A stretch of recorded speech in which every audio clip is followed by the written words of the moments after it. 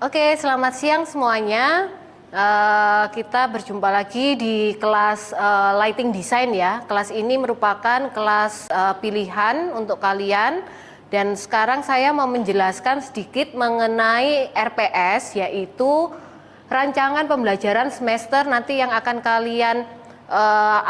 kalian pelajari selama 1 semester ke depan. Oke. Ya, di sini kalian bisa mengetahui bahwa lighting merupakan mata kuliah pilihan. Ya, kalian memilih lighting itu kenapa sih? Kemudian apa yang akan kita bahas? Nah, di sini kita akan bahas mengenai public space, yaitu prinsip-prinsip pencahayaan pada sebuah ruang publik yang nanti kalian bisa pilih. Kalian boleh pilih seandainya mau merancang atau mau meneliti mengenai gereja atau juga untuk kafe ataupun museum. Ya, di sini tujuan pembelajarannya yaitu kalian memahami latar belakang pada sistem lighting, kemudian mengamati perkembangan sistem lighting tersebut, dan juga mampu atau memahami dan juga menghitung dan menganalisa sistem lighting. Kemudian selanjutnya, kalian tahu kalau sekarang kita akan memasuki CPMK dan CPMK untuk penilaiannya. Jadi kalau kalian ada salah satu CPMK yang tidak lulus, nah bisa kalian lihat di sini rumusan CPMK dan juga indikatornya. Nah, kalian kan ada 3 tugas nantinya. Ada tugas literatur yang kalian nanti akan kalian mencari literatur tentang pencahayaan, kemudian ada tugas UTS yaitu presentasi, dan yang terakhir yaitu tugas UAS. Nah, CPMK 1 itu adalah literatur. Nah, itu sampai manakah tugas itu? Dan kalian supaya kalian lulus di CPMK 1 ini, yaitu kalian harus memahami, kalian harus mengetahui teori mengenai pencahayaan. Kemudian itu nilainya 35% dari nilai total, ya. Selanjutnya yaitu UTS, presentasi. Nah, nanti ini tugas dari mata kuliah saya ini yaitu berkelompok. Nanti kalian bisa bagi kelompok masing-masing. Nanti nilainya juga akan sama tergantung dari keaktifan satu dengan yang lainnya. Yaitu presentasi ini nilainya adalah 25%. Ya, kalian mampu menganalisa, kalian juga mampu menjabarkan apa yang menjadi objek dari pembahasan kalian. Dan selanjutnya yang terakhir yaitu UAS. Jadi kalian di sini hanya mendapatkan 3 nilai. UAS ini nilainya cukup besar, yaitu 40%. Yaitu menyusun karya ilmiah, dan kalian juga akan membuat video atau publikasi, ya. Mampu mengevaluasi hasil kajian secara analisa, kemudian dengan tolak ukur atau kalian permasalahan yang ada di dalam tugas kalian, seperti itu. Ya, di sini kalian lihat tadi saya bilang literatur 35%, kemudian UTS 25%, dan UAS 40%. Kalau di total berarti nilai kalian adalah 100%. Nilai ini sebenarnya nilai dari kelompok dan juga individu, ya. Jadi perlu kalian ketahui itu. Nah, untuk pertemuan pertama sampai dengan pertemuan keempat itu kita akan membahas mengenai literatur, ya. Kalian harus mencari atau eksplorasi lapangan dulu. Kalian harus mencari literatur yang akan kalian bahas. Kalau kalian membahas mengenai museum, berarti carilah literatur tentang museum. Kalau kalian membahas mengenai gereja, berarti carilah literatur pencahayaan untuk gereja. Nah, itu 4 minggu. Kemudian setelahnya kalian akan memasuki untuk UTS, yaitu minggu ke-5 sampai minggu ke-8. Itu materinya adalah persiapan kalian untuk presentasi, ya. Di mana kalian di sini bisa berdiskusi antar kelompok, kalian sudah ada objeknya, kalian sudah punya literaturnya, kemudian kalian akan menganalisa. Nah, setelah itu, setelah UTS, minggu pertama setelah UTS, yaitu minggu ke-10 hingga minggu ke-15, itu persiapan untuk UAS, di mana kalian harus menyiapkan, tadi seperti yang saya bilang, yaitu kalian harus publikasi ilmiah, kalian siapkan draftnya, kalian akan publikasi di mana, di jurnal apa, dan kira-kira kalian akan masukkannya itu kapan? Itu kalian harus tahu, dan topiknya apa. Kalau di sini nanti kalian dibagi menjadi 2 kelompok kecil, berarti nanti draftnya itu kalian buat draft A dan draft B, seperti itu. Kurang lebih seperti itu. Begitu ya. Nah, ini rubrik penilaian. Untuk CPMK 1 bagaimana mendapatkan nilai 100? Nah, itu perlu kalian ketahui. Kalian mampu dan memahami dan juga mengerti peran atau kalian bagaimana mengerjakannya. Kemudian untuk CPMK 2, kalian juga harus menguasai sistem pencahayaan. Kemudian yang ketiga, CPMK 3, itu kalian tahu jenis mekanisme sistem pencahayaan, kemudian arah cahaya, kemudian kalau untuk sebuah gereja, sudut pantulnya berapa, distribusinya bagaimana, nah itu perlu kalian ketahui. Dan ini juga daftar pustaka, dan telah disetujui oleh Kabid dan Kaprodi. Dari sampai di sini mengenai RPS ada pertanyaan? Tidak ada. Terima kasih. Kita lanjut ke materi selanjutnya. Oke, untuk minggu pertama ini kita akan belajar mengenai lighting design, lighting for place of worship atau ruang-ruang kayak ibadah. Nah, saya akan fokuskan untuk sebuah gereja dan juga masjid ya. Seperti yang tadi saya bilang, ada beberapa ruang public space. Nah, ini apa perbedaannya untuk sebuah gereja dan untuk sebuah masjid ya. Yang pasti cara ibadahnya berbeda. Pada saat masuk untuk ke tempat ibadah berbeda. Kemudian penataan layoutnya pun berbeda.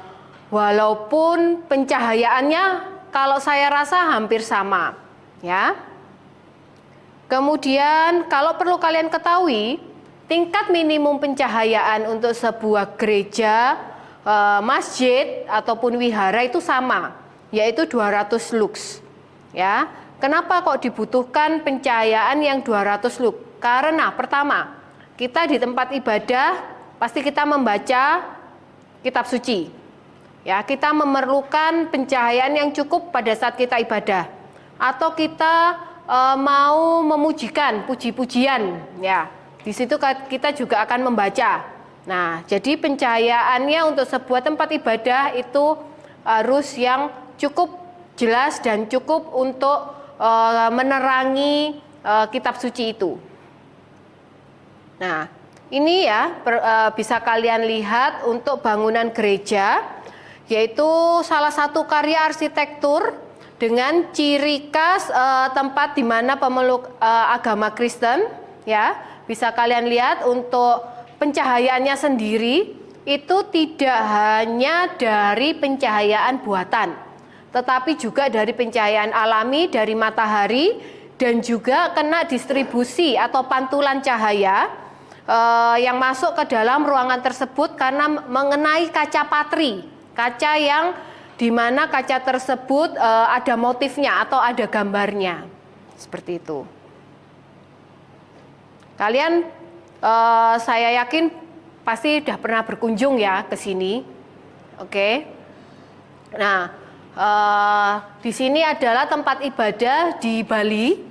Nah, ini gereja Katolik ya di Bali, di mana di sini juga banyak ornamen-ornamen ya yang cukup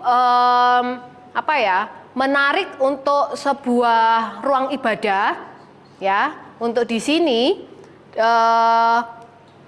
yang difokuskan adalah area altarnya ya. Mungkin ada yang pernah ke sini?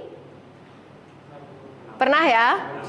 Oh ya, apa yang kalian rasakan pada saat, kalau tidak salah kalian pasti siang hari ya ke sana ya. Apa yang kalian rasakan pada saat kalian pertama kali memasuki tempat ibadah ini? Megah. Plafonnya cukup tinggi. Apakah ada pencahayaan alam yang masuk? Apakah pada saat kalian datang ke sana itu cahaya yang di area altar, kalian pasti tidak boleh ya naik ke altar ya pada saat itu. Kalian hanya bisa melihat dari bawah. Nah, pada saat itu cahayanya dinyalakan tidak?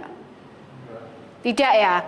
Ya, jadi terasa mungkin kurang seperti pada gambar ya. Kalau pada gambar terlihat pada area altarnya cukup menarik, terutama dia fokus ke spotnya pada salib dan Tuhan Yesus itu. Ya. Selain itu, apakah ornamen-ornamen di sana mendukung suasana tempat ibadah? Lumayan. Lumayan. Kenapa kok lumayan? Soalnya kayak ornamennya itu campuran antara ornamen gereja Katolik sama budaya Bali. Ya, jadi ini kalau bisa dibilang inkulturasi, ya. Jadi budaya setempat itu dimasukkan di dalam perancangan dan itu nanti akan membawa suasana sendiri. Nah, sayangnya di Surabaya ini masih jarang ada sebuah tempat ibadah yang terkena inkulturasi tersebut. Jadi kalau nanti seandainya kalian merancang pada saat kalian kan semester depan akan memasuki LIP ya, mungkin ada perancangan tempat ibadah atau kalian magang seperti itu. Nah, cobalah kalian masukkan budaya lokal atau budaya setempat ke dalam gereja tersebut, gitu ya. Nah, kalau di gereja Kristen Katolik, cahaya itu punya elemen yang sangat penting, ya. Ada filosofi yang menggambarkan bahwa cahaya yang kecil itu merupakan cahaya dari Sang Pencipta dan oleh sebab itu desain gereja memasukkan pencahayaan baik alami maupun artifisial atau pencahayaan buatannya. Kemudian aplikasi pencahayaan dalam gereja itu juga memenuhi standar kenyamanan visual seperti tadi yang dikatakan oleh Farrell bahwa pencahayaannya itu sudah oke. Kemudian ada budaya setempat yang dimasukkan di dalam gereja tersebut seperti itu. Oke ya. Kemudian ada aktivitas ya. Ada aktivitas mengenai gereja tersebut. Oke.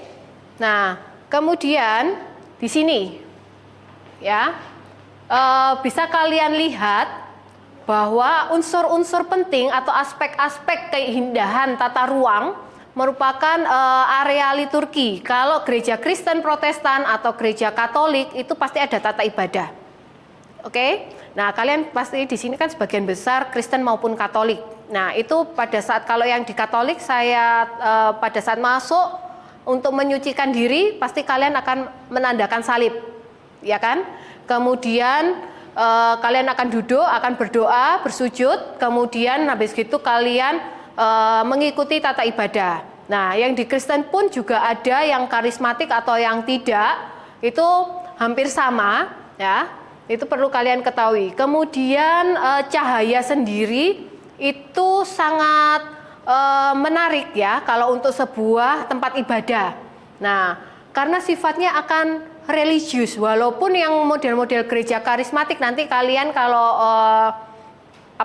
melakukan penelitian kalian akan membedakan antara gereja konvensional dengan gereja karismatik itu akan berbeda. Kalau konvensional mungkin cahayanya cukup, ya dia akan pakai cahaya general, tapi kalau karismatik itu ada ritmenya, seperti itu, hampir kayak musik ya.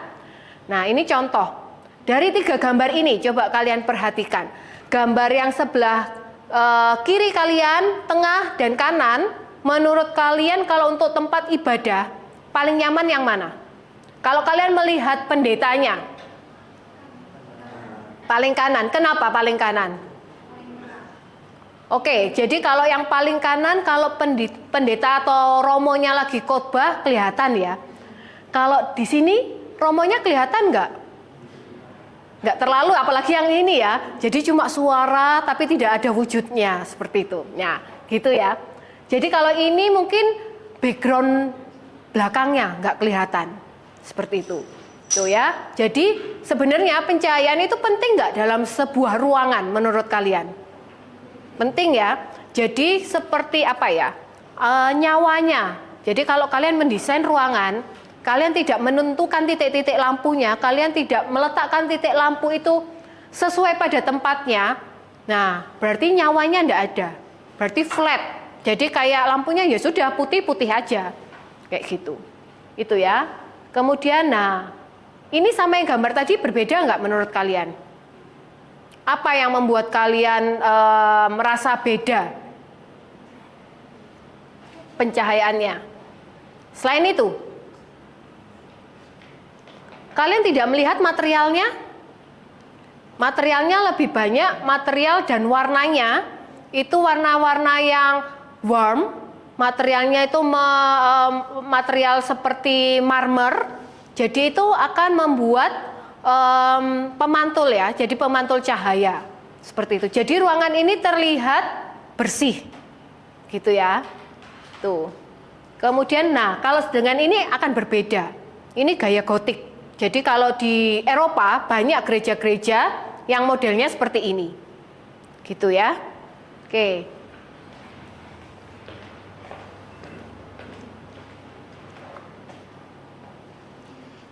Nah, ini pun sama. Jadi adanya aksen lighting yang perlu diletakkan pada area altar untuk menerangi salibnya, untuk menerangi romo atau pendetanya pada saat membawakan firman, atau bahkan menerangi ornamen-ornamen yang ada di dalam gereja tersebut.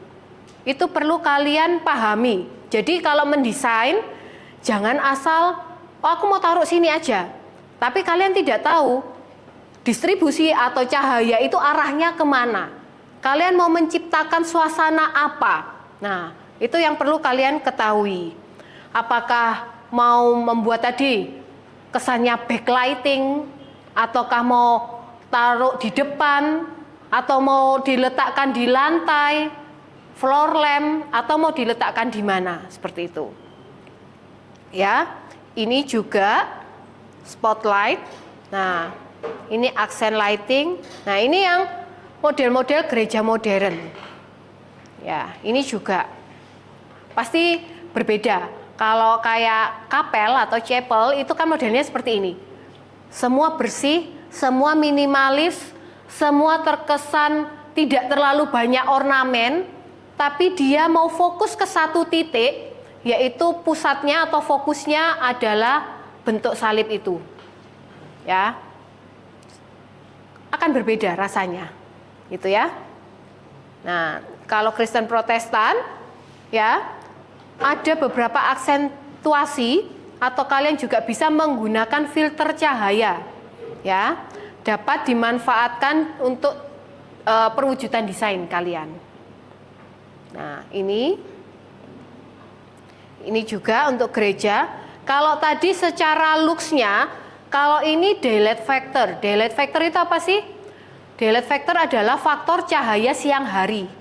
Jadi ada dua. Kalau secara kuantitatif, kalau tadi secara lux 200 lux, tapi kalau secara kuantitatif ya, kalau untuk daylight factornya itu 1 sampai 2. Jadi cahaya yang baik untuk sebuah gereja itu 1 sampai 2 saja sudah cukup, itu sudah maksimal.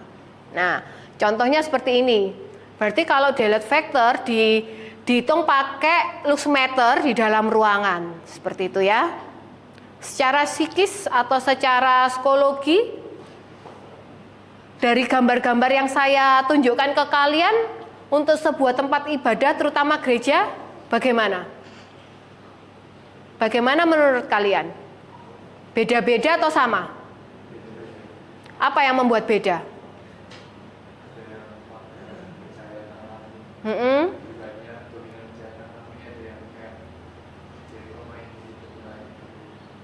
Oke, berarti tergantung dari konsep awalnya ya. Nah itu, lighting designer, kalian harus bisa menciptakan suasana yang menarik di dalam perancangan kalian, seperti itu. Oh ya, satu lagi yang perlu kalian ingat. Pada saat kalian ibadah, yang terpenting adalah jangan membuat silau. Ya. Cahaya dalam ruangan pada saat kalian ibadah. Kalian kan niatnya ke gereja itu mau ngapain sih? Kalian berdoa, kalian memohon sesuatu kepada Tuhan, kalian mau mendengarkan firman Tuhan. Tapi pada saat permainan cahaya, kemudian silau, itu pasti membuat mata kalian sakit. Karena pada saat ibadah itu bukan tidak sama dengan konser, berbeda. Ya, itu yang perlu kalian ketahui. Itu ya. Tuh. Nah, ini karya dari Tadao Ando, ya, desainer interior. Ini gaya apa kalau kalian ketahui ini? Ini zaman medieval. Ini menarik juga dan pasti kalian tidak terpikir bahwa cahaya yang masuk ke dalam ruangan itu dari cahaya alami dan warnanya warna-warni. Ini bukan pakai spotlight atau bukan pakai jenis lampu untuk yang pada saat kalian konser seperti itu, bukan, berbeda. Ini cahayanya adalah cahaya alami. Seperti itu. Ini ya. Nah, oh iya. Ternyata untuk tata cahaya pun ada analoginya. Ya.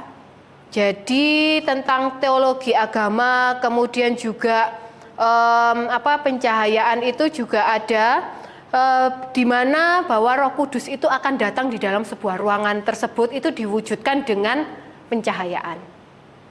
Begitu ya.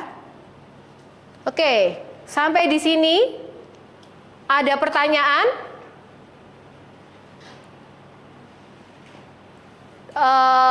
Saya rasa cukup ya untuk minggu pertama ini. Terima kasih semuanya. Kita ketemu lagi minggu depan. Sampai jumpa. Oke, makasih ya.